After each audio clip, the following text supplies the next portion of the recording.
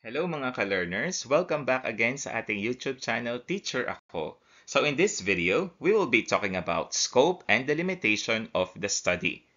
So kung ready na kayo, let's start. So syempre bago natin umpisahan ang discussion natin about scope and the limitation, promote muna natin ang ating YouTube channel, Teacher Ako, where in this YouTube channel, you will be able to upgrade your research and language skills. So kung bago ka pa lang sa YouTube channel natin, click mo naman yung subscribe button at saka yung notification bell para updated ka sa mga latest uploads natin. At syempre, pwede mo rin i-share ang ating channel na to sa mga katulad mo na into research at this moment. So let's start. So anong ibig sabihin natin when we talk about scope and delimitation?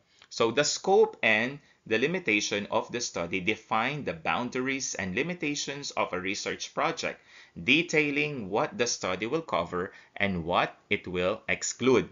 Uulitin ko, i-mention niya dito yung i-cover ng study at kung ano yung i-exclude niya.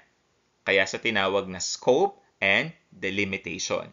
So this section helps clarify the extent of the research, providing focus and direction while ensuring the research remains manageable. Okay? Kaya importante ang ating scope and delimitation ng ating study. So, ano ang mga dapat laman ng ating scope? Okay, ng ating study. Ito yung 5 na kailangan makita sa ating scope. Tatandaan natin to mga ka-learners. 5 lang naman. Okay? Una, topics covered. So, ano yung mga specific issues or variables or themes na your research will address?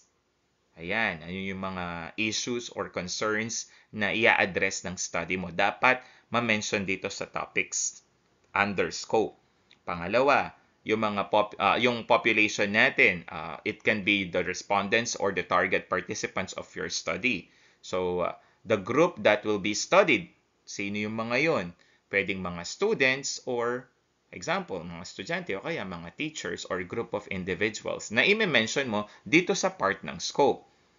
Pangatlo, yung time frame. So, the period the research will examine or during which it will be conducted.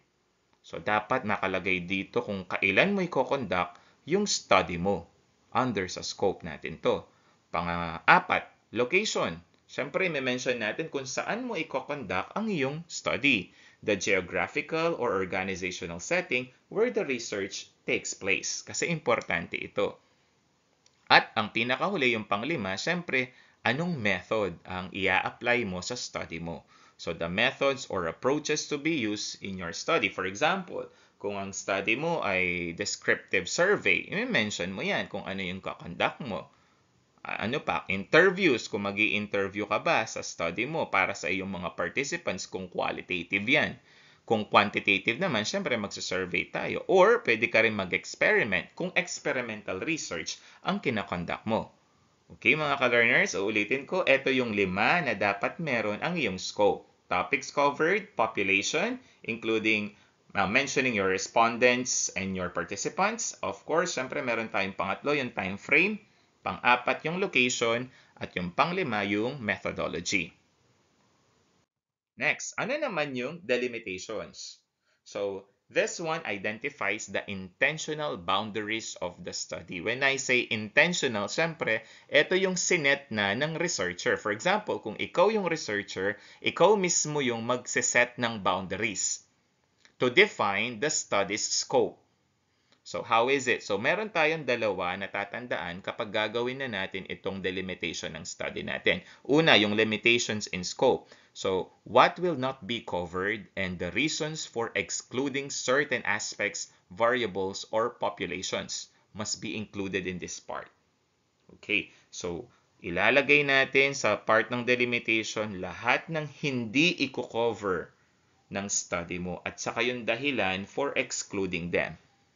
Okay, ilalagay natin dito. Pangalawa, choices. So, any choice made regarding the study's approach, tools, or participants to keep the research focused and feasible. Na-mention ko kanina, intentional boundaries ang delimitation. So, ibig sabihin, yung may choice dito, yung mga researcher. So, kung ikaw yung researcher, ikaw yung magsiset ng mga boundaries na ito.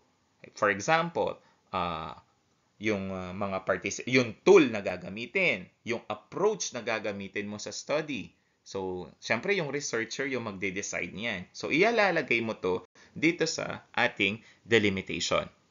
So, ayan mga ka-learners, yan yung mga kailangan nating tandaan para pag gagawa na tayo ng delimitations, alam natin kung ano yung i-include natin.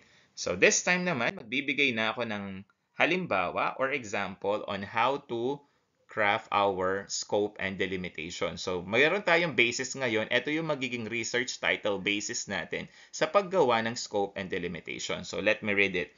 The impact of online study habits on academic performance among senior high school students in Pampanga. Uulitin ko, ito yung magiging basis natin sa sample na gagawin nating scope and delimitation sa study.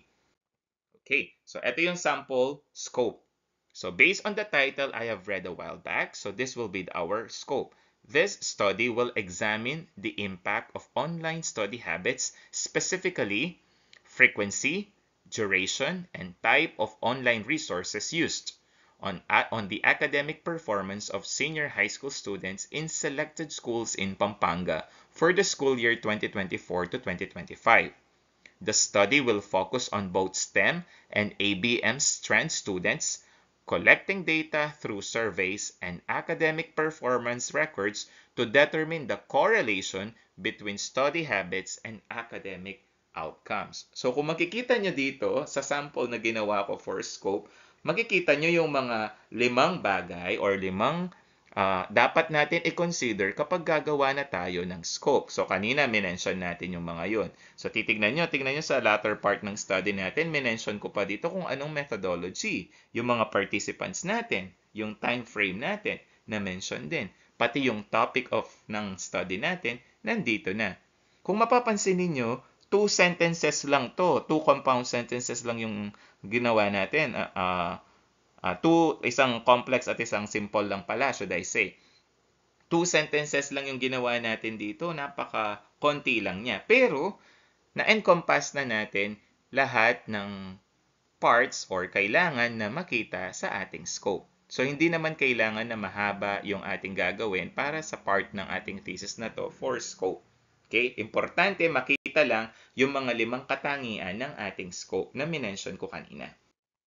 Pangalawa naman, yung delimitations ng study natin. Uulitin ko yung research title na basis natin, The Impact of Online Study Habits on Academic Performance Among Senior High School Students in Pampanga.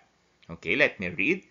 The study will only include senior high school students from selected schools in Pampanga, excluding junior high school students and students from other regions. It will focus on self-reported online study habits and will not account for offline study methods or other factors influencing academic performance, such as socioeconomic background or teacher support. Additionally, the study will only cover the school year 2024 to 2025 and will not investigate changes over multiple years. Ayan mga ka-learners, yan yung sample nating delimitations. So, nagbigay tayo ngayong sa video na to ng sample scope and delimitation na pwede nyong gawing pattern kapag gagawa na kayo ng sarili nyong research. Lalong-lalo na kapag ang focus nyo na ay scope and delimitation. Pwede nyong balikan yung tutorial na to para guided kayo sa step-by-step process ng paggawa nito. So, I hope meron tayo natutunan sa video na to sa paggawa ng scope and delimitation. At kung may question pa kayo about research or sa video na ginawa natin ito, pwede nyong ilagay sa comment section kung meron kayong suggestions or clarifications. At susubukan natin i-address ang inyong mga concerns. Okay? So with that, thank you very much for joining with me in this video. I hope meron kayo natutunan at please share and like naman ang ating video and support our channel, Teacher Ako. Thank you very much and God bless you!